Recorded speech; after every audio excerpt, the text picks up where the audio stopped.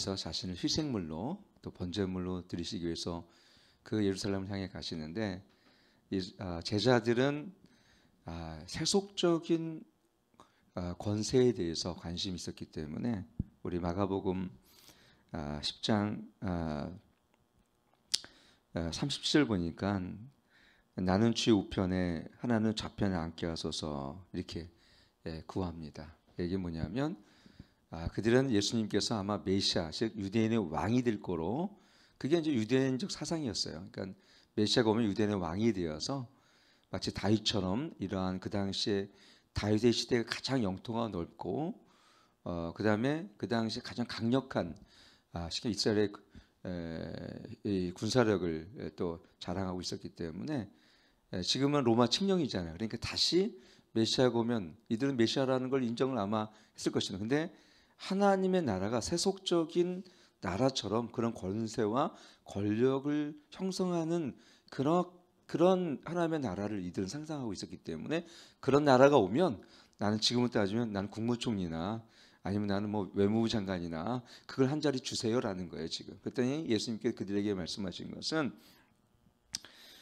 너희 중에 누구든지 크고자 하는 자는 너희를 섬기는 자가 되고 이 말씀을 하신 것입니다. 이 말씀이 하신 배경을 알아야 돼요. 그러니까 제자들은 이렇게 오병이의 기적을 베푸시고 파도를 잠잠케 풍랑을 잠잠케 하시고 죽은 자를 살리시는 예수님이라면 분명히 이분은 왕이 되실 수 있어. 근데 그 왕이 될 수 있다라는 그 메시아의 왕이 될 수 있다라는 것이 이들의 사상은 뭐냐면 유대주의적인 사상이에요. 그 얘기 뭐냐면은 하나님의 나라는 어떻게 됩니까? 보이지 않잖아요. 그래서 예수님께서 비유적으로 말씀하신 것이 하나님의 나라는 겨자씨와 같다. 그렇죠? 그럼 하나님의 나라 이미 너희 속에 있느니라. 그러나 아직은 아니라 이런 말씀을 계속 나누시면서 예수님께서 이 땅에 오신 것은 어떻게 해요? 하나님의 나라를 세우기 위해서 이 땅에 오셨다는 것이죠. 그래서 근데 제자들은 그러한 것들에 대한 이해력이 지금 없기 때문에 예수님께서 유대를 통치하시면 우리는 하나님 좌편, 나는 우편을 세워 주소서라고 이제 간청을 했을 때 예수님이 역설적인 말씀을 하신 거예요. 기독교는 이 세상과 반대되는 역설적인 진리가 많아요. 이 세상은 네가 하고 싶은 대로 살아 이렇게 하잖아요. 선전도 그렇게 합니다. 네가 원하는 대로 살아. 너 기뻐하는 대로 살아. 근데 우리 하나님의 기뻐하신 대로 살아야 되고 내 중심이 아니라 예수 그리스도의 중심으로 살라 그러죠. 그렇죠? 세상은 많이 갖는 것을 부여하다고 그러는데 우리는 자꾸 비워지는 영성 내려놓고 나누라 그러죠. 그렇지? 그게 역설적입니다. 자기 중심화되어 있는 세상 속에서 그렇죠? 이기적인 그러한 삶을 살아간 사람들에게 기독교는 굉장히 이타적인 사랑을 얘기합니다. 예수님께서도 이 땅에 오실 때 우리를 위해서 자신을 대속물로 주시기 위해서 이 땅에 오셨다고 말씀하셨죠. 여기 보면은 45절 인자가 온 섬김을 받으려 함이 아니라 도리어 섬기려 하고 자기 목숨을 많은 사람의 대속물로 주려 함이라 그랬습니다.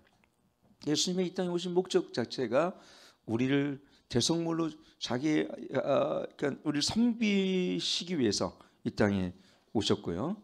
나는 너희 중에 섬기는 자로 있나니 말씀하셨습니다. 그래서 예수님이 이 땅에 오셔서 스스로 우리 가운데 어때요?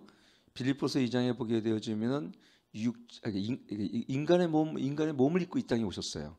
종의 형체를 가지고 오셨다. 종이. 그래서 이 종된 모습이 많아요. 예수님 이 땅에 오시는 모습은 종의 모습으로 이 땅에 오신 것처럼 마치 우리를 그렇게 우리를 섬기셨어요. 그리고 우리는 종을 서벤트, 그렇죠? 우리가 오늘날 현대 교회하고 다른 것은 뭐냐면 우리는 많이 성경을 받는 데 익숙해져 있어요. 오늘날 교회가. 그래서 작은 교회 안 오는 이유가 어떻게 됩니까? 오면은 불편합니다. 예. 그래서 다 되어 있는 게 건축도 되어 있는 교회, 건축원금도 안 돼도 되고 다 누릴 수 있는 이미 기반이 닦여진 교회를 가는 것을 굉장히 이 시대에 선호합니다. 다는 그렇지 않겠죠.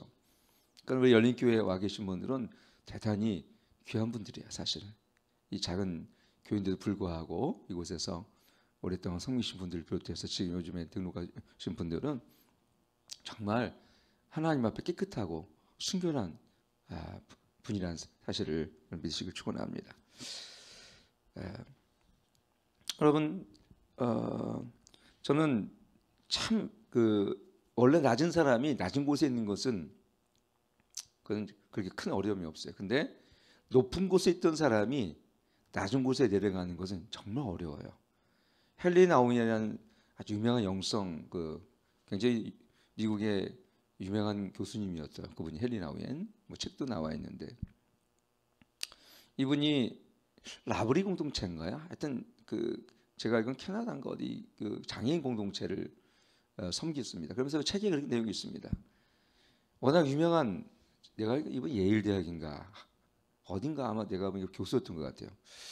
이분이 그 교수라는 타이틀을 가지고 그 장애자를 섬기는데, 생각해보세요. 장애자라는 것은요, 뭐 진짜 애들이 마음이 닫혀 있잖아요. 상대방이 대통령이든 교수님 관심이 없습니다. 아이들에게는. 근데 그런 말을 합니다. 오히려 내가 교수가 아니었다라면 이들을 내가 더 겸손하게 섬길 수 있었을 것이다 라고 이렇게 그런 말을 써놓은 걸 내가 언젠가 본 적이 있어요. 근데 예수님께서는 하나님과 동등됨, 즉 삼일체 하나님, 성자 예수님께서는 하나님이시잖아요. 우주와 창조주 하나님이시고, 그 하나님께서 이 땅에 성육신 하셔서 인간의 몸을 입고 오시고 쉽게 얘기하면 종의 모습으로 살아가셨단 말입니다. 그게 정말 겸손이고 그게 섬김인데, 여러분, 때로는 우리는 그렇지 않죠. 이 세속적인 세상에서는 이 누구든지 위로 높아지고 싶은 것뿐이지, 그 높아진 사람이 아래로 내려와서 섬기잖아요. 우리나라도 그렇죠. 대통령이 되면 제가 국민을 섬기겠습니다. 그런데 청와대만 들어가면 안 나오잖아요. 지난번 대통령도 광화문에다가 자기는 항상 국민과 소통한다 그랬는데 한 번도 안 나왔습니다. 또 이 얘기를 하면은 우리 문재인 대통령님 좋아하는 분들에게 또 그러니까 그 얘기는 또 넘어가고요. 어쨌든 우리는 이 세속적인 권력은 높아지려 하고, 높아진 사람은 절대 내려오지 않지만, 우리 기독교는 이걸 권세라고 그러지 않고 권력이라고 그러잖아요. 사실 우리는 높아질수록, 오늘 우리 말씀이 똑같죠. 오늘 보면은 누구든지 크고자 하는 자는 너희를 섬기는 자가 되고, 누구든지 크고자 하는 자는 너희를 섬기는 자가 되라, 이렇게 말씀에는 기록이 되어 있다는 것이죠. 그래서 저는 이 섬김이라는 단어를 많이 생각해 봐요. 요즘에 우리는 어떤 모습으로 섬기고 있을까? 가정에서 나는 어떤 모습으로 자녀들 섬기고 아내를 섬기고 있을까? 저는 사실 요 근래 한두 달 정도에 깊이 있게 한번 저를 돌아보는 시간이 있었어요. 결정적인 이유가 좀 있었는데, 정말 섬기려는 마음이 내 안에 참 많았구나. 정말 저는 섬기고 싶었어요. 정말 목회자가 돼서도. 근데 설교 준비하고 또 뭐하고 전도하고 그러면 정말 시간이 저에게는 없어요. 어떤 때는. 근데도 정말 섬기고 싶은 마음이 있지 않은. 우리 이번에 어르신들도 어쨌든 간에 식당을 잡아서, 우리가 뭐 그리 재정이 넉넉한 건 아니에요. 근데 정말 섬기고 싶었어요. 그런 마음이 늘 제 안에 있어. 이 지역 주민도 섬기고 싶어요. 제가 이 지역 주민들, 어려운 분들, 어르신들, 정말 내가 처음에 우리 이메 집사님 갔을 때도 자기 아들도 이렇게 안 했대요. 그래요. 난 그게 깜짝 놀랐어요. 아니, 아들도 이렇게 안 했단 말이야. 근데 그것을 우린 너무 작은 성기요. 우리 입장에서 나는 차 타고 그냥 가서 식사하고, 그냥 그때 대부도 갔었죠. 칼국수 사드리고 그냥 바닷가 구경해드리고 어린아이처럼 기뻐하시면서 그때도 돈을 걷어주셨어요. 이번에도 헌금들 하셨더라고요. 그래서 우리의 이러한 일상의 삶 속에서 그 사소한 섬김들이, 그 속에서 하나님께서 우리의 섬김을 통해서 하나님의 위대한 것들을 드러나게 하신다는 것이죠. 예수님께서 이 땅에 오셨을 때 뭐 천지개벽을 하게 하시지 않으셨어, 사실. 그렇잖아요. 근데 정말 위대한 기적은 뭐냐면, 그 하나님의 아들 예수님께서 이 땅에 어떻게 선비로 이 땅에 오셨고, 예수님이 겸손하심을 통하여 어떻게 돼요? 첫째는 그 전날에 성찬식 때 제자들의 발을 씻기셨으며, 그리고 너희도 이처럼 하라고 말씀하셨어요.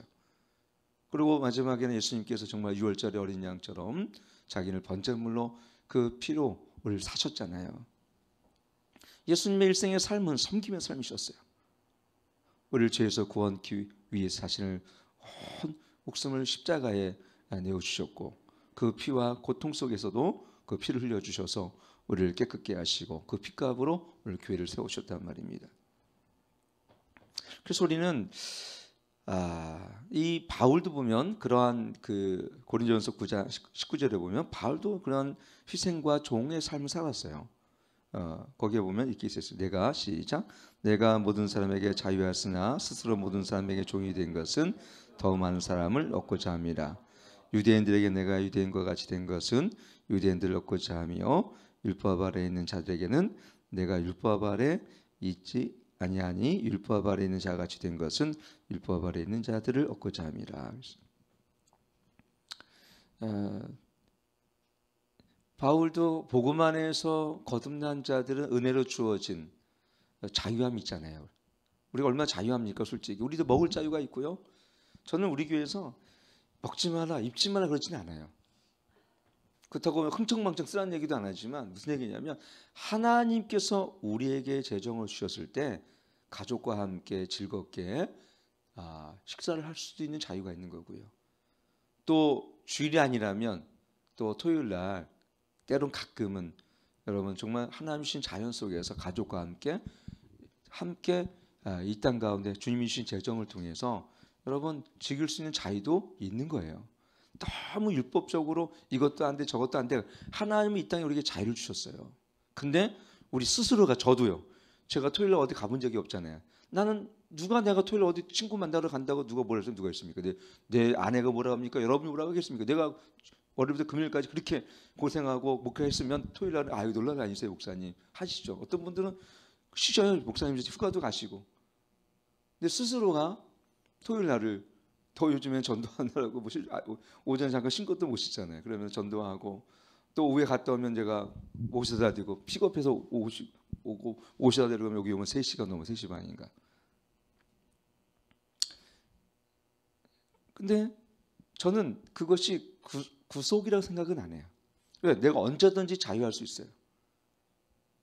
근데 좀 더 내가 우리 성도들을 섬기는 데 있어서 조금만 내가 또 이렇게 헌신하면 희생하면 좀 더 우리 교회가 아름다운 공동체로 또 우리가 성숙과 성장의 길을 갈 수 있기 때문에 영혼을 얻을 수 있기 때문에 우리가 밖에 나가서 어저께도 오후에 끝났으면 저는 진짜 다리가 너무 힘들었어요. 그 전날 내가 너무 오랫동안 걷기를 해서 그런지 나가서 전도하는 게 저는 너무 그 시간 힘들더라고요. 저는.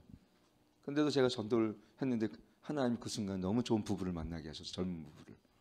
그래가지고 우리 교회를 올 것 같은 그 온수에 사시는 분이 군동하러 왔댔는데 굉장히 여러 가지 얘기를 하면서 우리 자기가 그렇지 않아도 멀리 다니다가 가까운 교회를 정하는데 가까운 교회를 지금 조금 다니고 있나 봐. 근데 우리 교회 이제 관심이 굉장히 생겼어요. 뭐 언론직은 하나님께 주권 아예 있지만 여러분 우리가 항상 어떤 자리에 있냐면 낮은 자리에 있어야 돼요. 예수님께서도 낮은 곳에 임했잖아요. 여러분 우리 안에 주어진 직임과 우린 교회 안에 주어진 장로님 또 안수 집사님 또 집사님 이런 분들은요 항상 낮은 곳에 임하셔서 섬기셔야 됩니다. 근데 신비로운 거는 낮은 곳에 섬기는 자들이 하나님께 높여주신다는 거. 스스로 높이는 자들은 하나님께서 안 쓰십니다. 항상 겸손하고. 그래서 여러분 제가 저쪽 그 장로님 한 분을 알게 되었는데 우리 그쪽 동에 있을 때 행복한 교회에 장로님 한 분 계세요. 장로님은 연세가 높으신데도 꼭 섬기세요. 그 장로님이신데. 우리나라에 제가 이름을 참 기억하지 못하는데 그 이름이 하인과 그 주인이 양반이 동시에 교회를 다녔어요. 근데 장로 피택이 있었어요. 근데 거기 양반 그 집 주인은 떨어지고 거기 있는 하인이 장로 피택이 됐어요. 그러면 여러분 생각해 보세요. 내가 부리고 있는 하인이 장로가 되고 자기는 이 집사인데 여러분 생각 그 사람이 화가 나서 여러분 같으면 교회 다닐 수 있겠어요? 아, 근데 이분은 그 교회를 열심히 다니면서 오히려 자기 하인이었던 그 사람을 쉽게 얘기하면은 장로님 하면 잘 섬기는 거예요. 집에서는 하인이에요. 근데 교회 가면 장로님이에요. 여러분 이게 예수 그리스도 안에 있는 섬김이에요. 근데 더 좋은 것이 그 양반이신 그분께서 이분이 워낙 이 신앙생활을 잘하니까 새벽기도 잘하니까 평양 신학교를 보내고 거기서 학비를 다 보내줬어요. 더 기적은 뭔지 아십니까? 그 양반 되시는 그분이 하인이었던 그분을 목회 안수를 받는데 그분을 자기 교회 담임 목사를 청빙해요. 여러분 그러실 수 있어요? 내가 데리고 있던 하인을 장로 피택을 봐 자기는 떨어지고 자기 하인은 됐는데 그분을 그렇게 극진하게 섬기고 심지어 신학교까지 보내서 신학교 갔다 오니까 자기 그러면 껄끄럽잖아. 나라도 야 내가 이 교회 장로인데 내가 데리고 있던 하인이 목회 안수를 받았는데 그렇게 많은 목사 중에서 여러분 내가 그 하인을 우리 목사님으로 담임 목사로 청빙할 수 있겠습니까? 못해요. 진짜 웬만한 그 안에 자기 깨어짐과 자기 부인 없이는 안 됩니다. 안 돼요. 여러분 저도 어떤 일이 있었냐면 내 후배가 10년이 있을 때입니다. 후배가 내가 한 2년인가 선배인 것 같아. 2년 선배인데 어느 날 이렇게 있는데 이 후배가 윤종기 목사, 윤종기 목사라고 침례 신학교를 다니더니 대원 다니더니 목산술 받고 온 거예요. 전도사로 온 거예요. 근데 우리 담임 목사님이 이 전도사를 내가 있는 중고등부에 나는 거기 중고등부 부장 집사고 여기 전도사로 온 거예요. 근데 후배잖아. 2년 후배. 어떻게까지 다 3년인가 2년 후배예요. 여태까지 후배로 있던 사람을 난 중고등부 여기 부장 집사고 여기는 전도사님으로 왔단 말입니다. 참 이게 근데 제가 그때 진짜 제가 전도사님 그랬어요. 처음 보자마자. 종기야 그런 게 아니라 그때 전에 야 종기야 너 일로 2년 후배 그때는 2년 후배 컸거든요. 근데 제가 그것도 직속 후배 고등학교예요. 근데 제가 전도사님 그랬어요. 그리고 제가 목사 안수를 받고 전도사가 됐잖아요. 또 제가 교회 갔는데 3년 후배가 거기 목사님이 3년 후배가 목사님인데 제가 어떻게 했어요? 그래서 제가 선배님 그랬어요. 그랬더니 선배님 그러더라고요. 근데 그분이 작년인가요? 11월 달에 우리 교회 노회장으로 오셔가지고 말씀 전한 분이 제 후배예요, 사실. 말씀 전했죠? 그 제가 올려놨잖아요. 그분이 제 3년 후배예요. 근데 더 웃긴 건 그 이효정 목사님이죠. 이효정 목사님 제가 좋아하는데 그 이효정 목사님이 목회도 잘하세요, 크게. 그분이 처음에 참 저한테 많이 이렇게 도움을 주셨는데, 근데 그분 어머님이 돌아가신 것 같아요. 장례식을 갔거든요. 그랬더니 너무 깜짝 놀라니까 장례식장에서 정말 20년 이상 안에 본 1년 후배가 형 여기 웬일이야 그러는 거예요. 이용인가 걔가 이름이 있다. 이용인가 걔가 형 여기 너는 여기 왜 그러냐 그랬더니 제 이름 이우정 목사 우정이네 후배에서 왔어 그러더라고. 저는 이우정 목사님한테 솔직히 선배로서 이렇게 대학원 선배니까 그냥 저도 이렇게 예의를 또 지키고 싶었고 또 그게 또 마땅한 것 같고 고등학교 내가 3년 선배지만 대학원은 신학대학원 한참 후배니까 내가 그렇게 했는데 옆에는 이상한 거야. 3년 후배가 나는 이렇게 대학원은 선배가 됐고 여기 또 1년 후배는 여기 저기 이효정 목사님이 내 1년 후배 때 형이라 그러고 그러니까 그래서 제가 솔직히 노예 가면요 그 인사해요. 솔직히 여러분 우리는 아까 그 양반 그 모습처럼 참 그런 마음이 됩니다. 여러분 여러분 누가 더 훌륭해 봅니까? 목사가 된 분도 그 하인도 훌륭하지만 그 하인을 담임 목사님으로 청빙해 가지고 자기가 학비를 다 대줬던 그것이 더 아름답고 더 겸손한 거예요. 하나님께서 상급을 누굴 더 크게 주겠습니까? 제가 볼 때는 여러분 그게 그게 낮아짐이고요. 그게 우리 겸손함이고요. 그것이 바로 인카네이션, 즉 성육신의 삶이에요. 우리 그리스도는 그런 거예요. 여러분, 우리가 그러한 사소한 삶 속에서 우리가 그렇게 주님의 겸손함으로 섬기기 시작할 때에 하나님은 그 일을 통해서 위대한 하나님의 그 사랑과 그 섬김과 십자가의 사랑을 흘러가게 하시고, 그걸 하나님께서 사랑의 섬김을 통해서 또 하나님의 나라가 힘있게 드러나게 하시는 거예요. 여러분, 교회 오면 그러셔야 됩니다. 내가 어떻게 하면 너 섬길 것이 없나? 섬김을 받기 위한 것이 아니라 교회 오면 어느 순간 어떻게 하면 내가 또 교회 섬길 것이 없나? 다들 교회 오면 현대교인들은 뭔가 받기 위해서 와요. 뭔가 은혜 받기만 하려고 그래요. 뭔가 도움을 받기만 원하고 은혜만 받기 원하고 섬김을 받기만 하려고 그래요. 그러니까 거기서 오는 괴리감들이 서로 마음에 상처를 줍니다. 내가 이 정도 되는데 이 정도밖에 대우를 안 줘? 그렇습니다. 또 섬김을 받을 때는 받으세요. 너무 거절하지 마시고. 왜? 서로 섬기고 사랑할 때 하나님의 사랑이 서로 흘러가고, 또 내가 섬김을 받으면 감사한 마음이 생기잖아요. 그럼 내가 또 그 다음 주에 주는 거예요. 저는 어떤 때 너무 잘 섬기려고 해서 정말 여러분, 정말 아름다운 시골의 공동체 같은 경우는 제가 너무너무 농사 짓다가 좋은 거는요. 근데 그저 갖고 와가지고 같이 나눠 먹는 거예요. 얼마나 아름답습니까? 그게 하나님이 기뻐하신 공동체예요. 교회는 섬김이 공동체가 됩니다.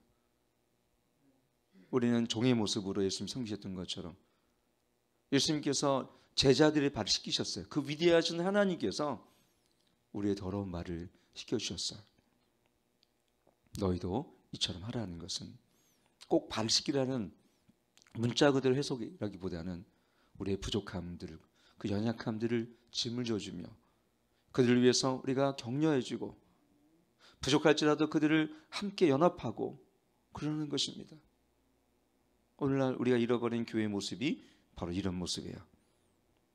오늘 마지막으로 갈라디아 6장 1절의 읽고 우리가 같이 마치도록 하겠습니다. 시작. 형제들아, 사람이 만일 범죄한 일이 드러나거든 신령한 너희는 온유한 심령으로 그러한 자를 바로잡고 너 자신을 살펴보아 너도 시험을 받을까 두려워하라.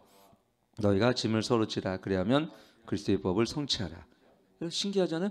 너희가 짐을 지라. 그리하면 그리스도의 법을 성취한다 그러잖아요. 여러분, 사랑이 율법의 완성입니다. 사랑은 희생과 섬김이 동반되어져. 그렇죠? 희생과 사랑이 없는 섬김도 있어요. 왜냐하면 정말 사랑하는데 아주 섬김이 부족한 사람도 있더라고요. 저도 그랬어요. 지금도 저도 ING입니다. 내 섬김이 부족하구나, 목회자로서. 그런 생각을 종종 합니다. 정말 성도들을 아끼고 존중하고 사랑하는 마음까지 주님이 주시는데, 저 어떤 때는 나도 너무, 그래서 제 가장 큰 목회자의 섬김을 저는 솔직히 설교. 왜냐하면 다들 은혜 받기로 온 건 사실이잖아요. 근데 내가 설교로 죽을 쓰면 어떻게 됩니까? 도대체 왜 교회 온 거예요, 도대체? 그렇게 생각이 들거든요. 그래서 가장 목회자의 여러분, 근데 저는 설교를 준비할 때요, 정말 산모의 진통을 겪어요. 매주 다른 말씀과 매주 다른, 여러분 매 새벽 기도마다 다른 말씀과 철이기도 다른 말씀을 360을 여러 번 해보세요. 반찬을 매일 다르게 하는 건 똑같은 거예요. 얼마나, 어떤 때는 제가 이런 고백은 참 처음 하는 것 같은데, 정말 설교할 때는 제가 어떤 때는 진짜 내일 뭘 말씀을 증거할지 어떤 때는 제가 생각이 안 날 때가 있어요. 진짜 자주 있어요. 어떤 때. 그러면 저 안에서 진통을 겪어요. 막 너무 피곤하고 집은 가야 되는데, 하나 내일 말씀을 주세요, 주님. 내일 말씀을 주세요. 내일 말씀이 내가 이 본문에서 뭘 증거할지 모르겠습니다. 너무너무 고통스러울 때가 있어요, 솔직히. 근데 하나님이 그 고통을 겪게 하고, 근데 그러고 나서 그 아침에 또 기도하잖아요. 그럼 하나님 그때부터 영감을 주세요.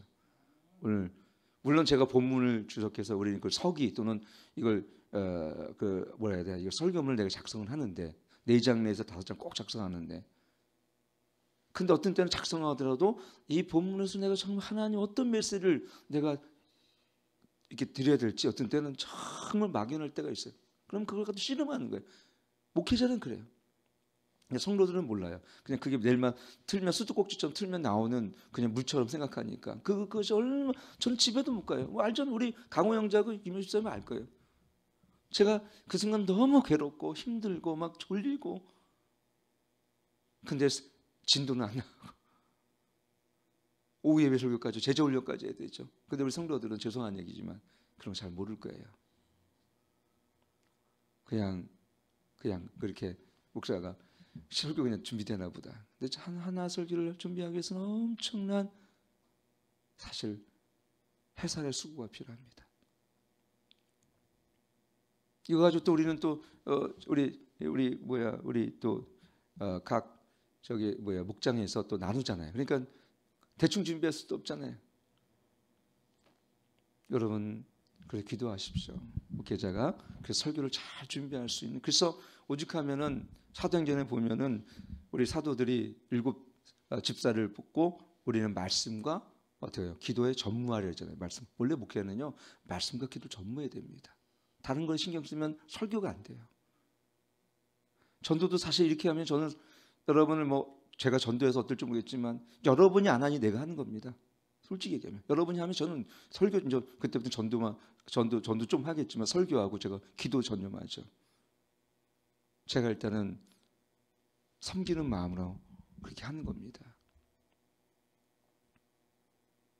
이제 그럴 때 안 하면 정말 속상하더라고요. 그런데도 안 하시는 분들이 있을 땐 정말 저분들은 어떤 마음 갖고 있을까 이런 생각이 들어요, 솔직히. 그래서 제가 이런 거예요. 20장 돌리는 거 일주일에 20장 돌리는 거 솔직히 나가 10분이면 돌립니다. 10분이면. 그렇지 않아요? 그런 게 섬김인 겁니다. 여러분 서로의 섬김을 귀하게 보면서 또 우리가 서로 짐을 질 수 있는 그런 사랑과 그 겸손함들이 우리 안에 있기를 축원합니다.